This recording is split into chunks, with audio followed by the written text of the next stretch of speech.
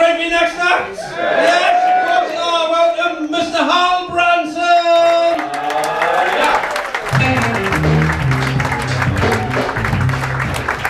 Hello! So I am Hal. Some of you might recognise me from my work playing Alan in The Hangover. Some of you might know me from my work playing the computer in 2001: A Space Odyssey. I've also been told I look like a hairy Claire Balding. And more recently, a depressed Ollie Murs. Little joke there about depression. I shouldn't really joke about depression. I do genuinely suffer from it, and it's fucking horrible. It's really hard to kind of describe to people what depression is like if they've never experienced it. What I tend to say to people is, you know that brush that you get by the toilet that you use to clean all the shit out? Yeah. You know that goes in that little container. There's that bit of water in the bottom of that. Having depression is about as much fun as drinking that water out of your dad's arsehole. Every day for about a year.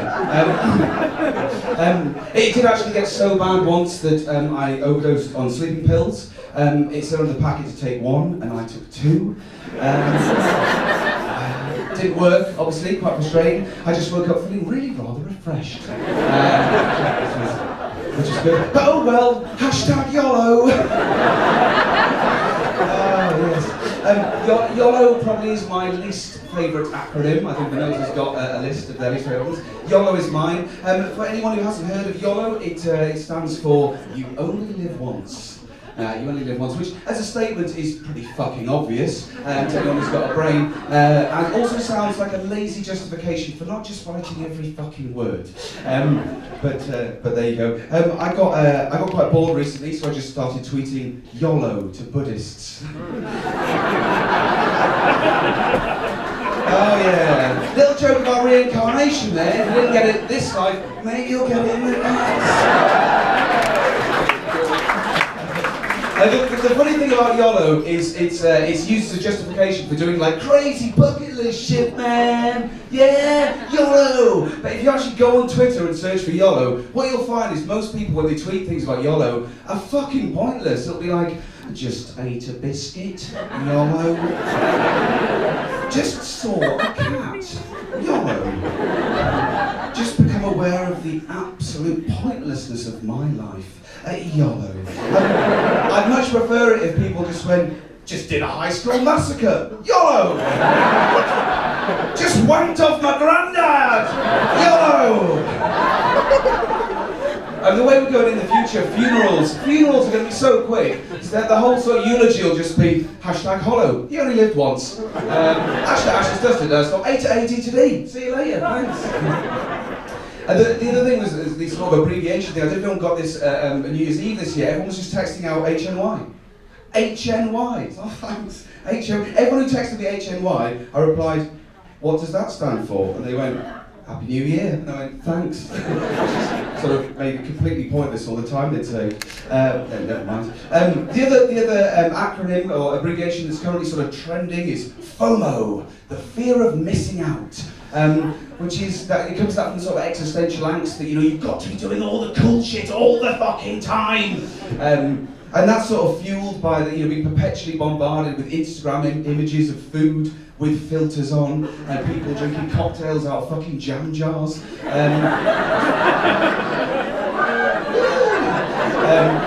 is ridiculous. But FOMO, of course, is not to be confused with FOMO-vember, which is the fear of November. Also not to be confused with FOMO-November, which is the fear of missing out on November. Terrible now. So I turned 35 recently. Yeah, that was kind of the reaction I was expecting. Well done. For me, it was less about turning 35 and more about making it halfway to 70. Oh yes. One of the highlights about turning 35 was moving up a ticky box on questionnaires.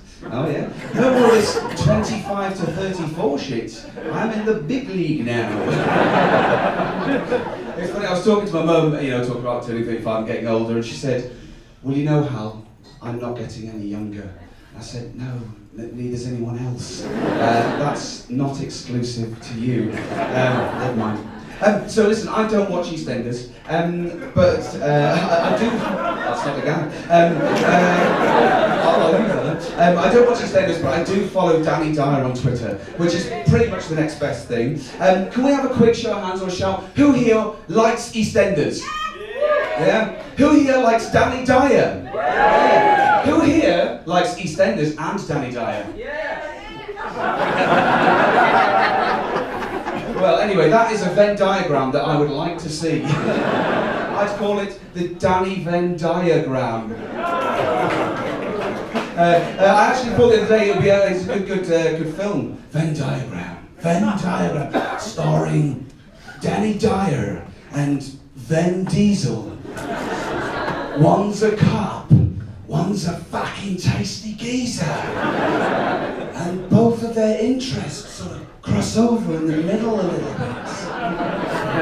Yeah, we'll sack that one off. The reason I mentioned Danny Dyer is because I don't know if anyone saw recently, but he was getting quite a few homophobic tweets on Twitter because his character's son came out as being gay, and bollocks and bollocks. But it made me think about most of the major prejudices. What's the plural of prejudices?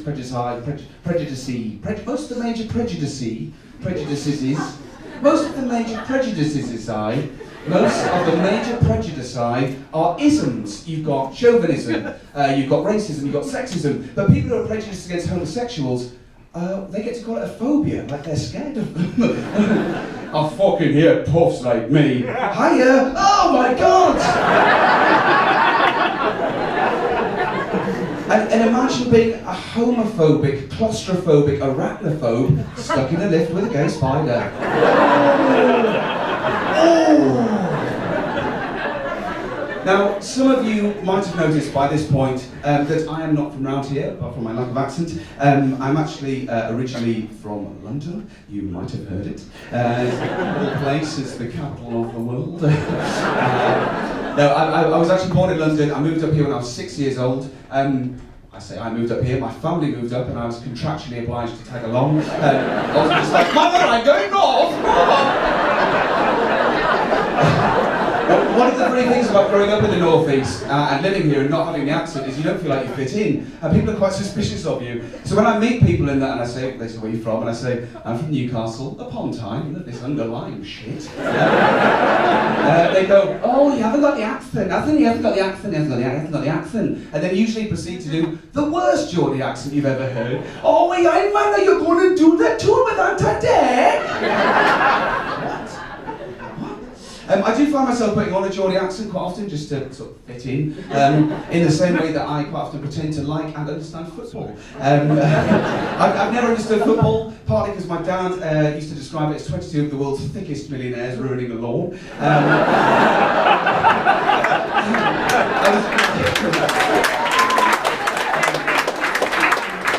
I was in a taxi recently, and once we'd established how busy he'd been, there was that kind of awkward silence, and I turned to him and was like, "See the match at the weekend, mate?" And he went, "Which one?"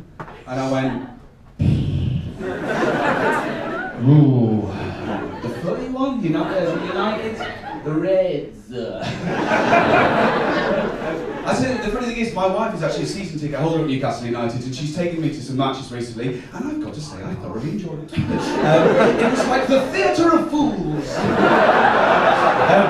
I don't think she enjoyed the experience quite as much as me, especially when I start shouting out, "Throw on! The ref's not got his bloody monocle in!" And when I started handing around my homemade hummus, hummus, it's homemade. One of the things I love about being a footballer is all the blokes who shout out all the stuff, all the advice, like, "You put off a man, fucking pass it, man, fucking pass it!" So he's gonna go, whoa, what's that, mate? Oh, cool, thanks. The last time I was at the football, this genuinely happened. A bloke turned to his wife and went, "Why the fuck on the passing, man?" And she just went, "I don't know. I don't know why they're not passing. Why you brought me here? I'm married to you." And Yes, I would like some of that hummus. Right, I have been and will continue to be Hal Branson.